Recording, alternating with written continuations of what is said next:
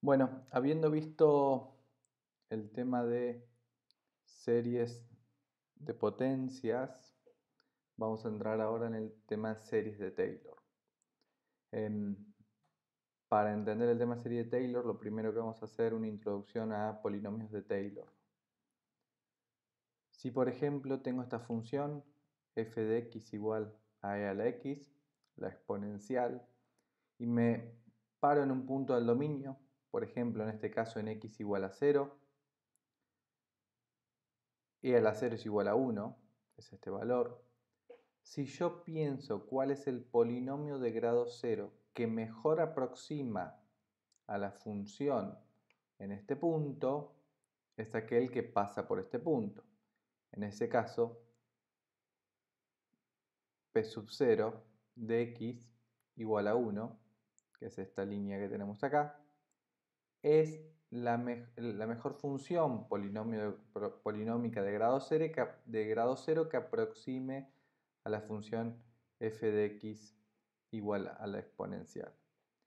Y se va a cumplir que f de 0, que es igual a 1, es igual a p sub 0 de 0, que es este polinomio que también es igual a 1.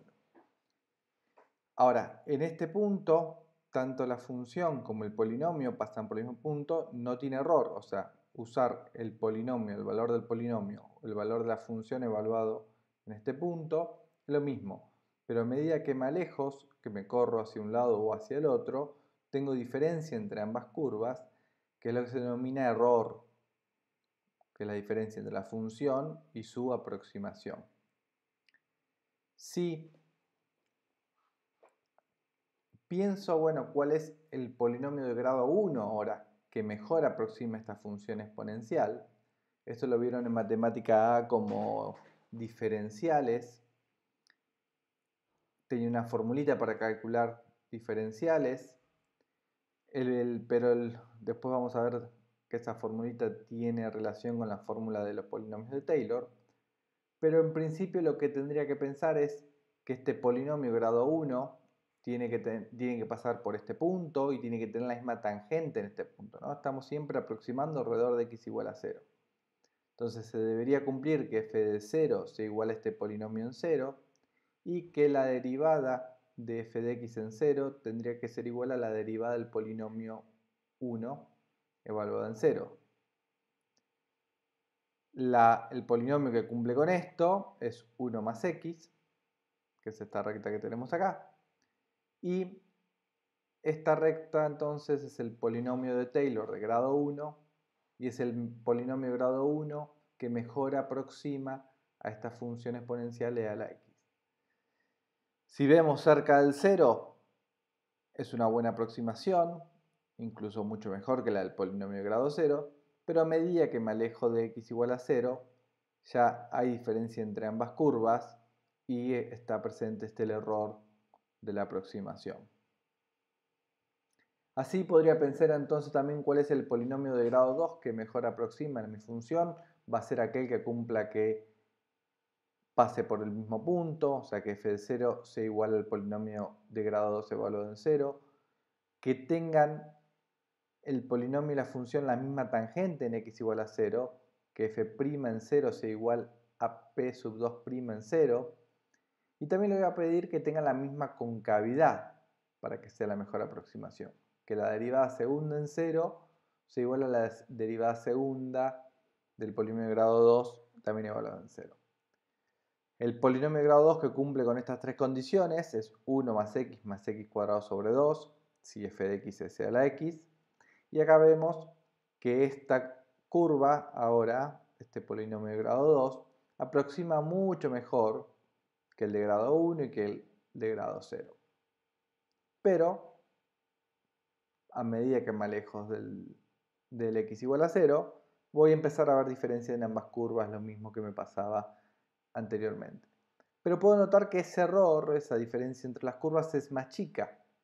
Y a medida que aumento los polinomios, acá estoy con el polinomio de grado 3, que también voy a tener que pedir que pase por el punto, que la tangente sea la misma, que la concavidad en este punto sea la misma y que la derivada tercera de p sub 3 sea igual a la derivada tercera de f de x, me va a dar que es ese polinomio y va a aproximar mucho mejor que la curva anterior. Estos son los polinomios de Taylor de la función que se desarrollan alrededor de un punto. Podría pensar que cada vez que el polinomio es más grande, mejor vaya a aproximar a esa función. Y ahí pensar si, bueno, ¿qué pasa si tengo una serie, ¿no? Un polinomio de grado infinito y esa va a ser esa serie de Taylor que vamos a estar buscando. Pero antes vayamos a cerrar el tema de polinomios de Taylor antes de meternos con la serie. Para que cumpla un polinomio de grado n que p sub n en el valor a, o sea, ya acá en forma genérica, en un a, no en x igual a 0, sino en un a sea igual a f en a y que el p sub n' en a sea igual a f' en a y así sucesivamente hasta la derivada enésima, este polinomio de grado Taylor de grado n tiene esta forma: f en a más f' en a por x menos a más f segunda en a sobre 2 factorial por x menos a al cuadrado más, y así hasta llegar a la derivada enésima de f en a dividido en e factorial por x menos a la n. Se puede demostrar acá, derivando el polinomio, que se cumple esto, que es lo que veníamos, que para n igual a 0, p sub n en a es igual a f de a, porque todos estos términos hacen 0. Si evalúo en a al x por a, me queda f de a más 0 más 0 más 0, porque todos estos términos se anulan, 0 por lo que fuese me va a dar 0. Si derivo esta expresión, la derivada de esto es 0, la derivada de esto es f' en a, y el resto me va a quedar multiplicado por un x menos a, de forma tal que al evaluarlo en x igual a se me van a ir a todas a 0, salvo este primer término que me queda f' de a, por lo tanto se muestra que la derivada primera de f en a es igual a p' en a. Y así sucesivamente hasta n. Este es el polinomio de Taylor de f de x alrededor de x igual a a. Y por supuesto, si yo aproximo, como vimos en las gráficas anteriores, a mi f de x con mi polinomio, acuerdo al valor de x voy a tener diferencias. En el único valor donde está pasando por el mismo punto es en x igual a a, que ahí era donde cumplía que era igual.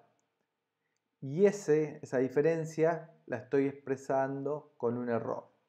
Entonces, mi f de x nunca va a ser igual a mi polinomio n de x, sea n igual a 0, 1, 2, siempre va a ser igual a mi polinomio, más el error que varía de x, si se acuerdan acá, fíjense, para este x tengo este error, para este x tengo este error que es distinto a este, y para este x igual a 1, tengo todo este error que es distinto que para 0,5 y distinto para 0,1.